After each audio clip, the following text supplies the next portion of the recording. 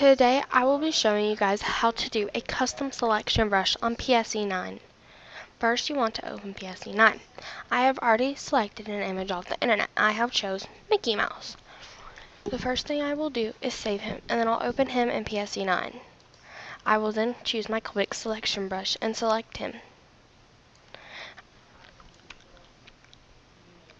I have to fine tune everything I select, like up here. I do not want that selected, so I will press Alt and deselect it. I want this selected, so I'll just run my mouse over it by clicking. Next, I will drop down Edit and choose Define Brush from Selection. I will name my brush.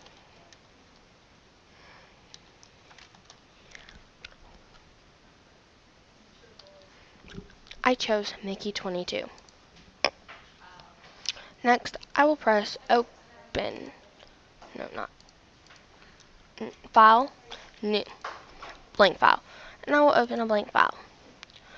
I will then go down to my brush tool and scroll down. All the way down you will find your selection. You now can change your shape, your size, and you can left click. This will paint your blank screen. You can make it bigger or you can make it smaller. You can change color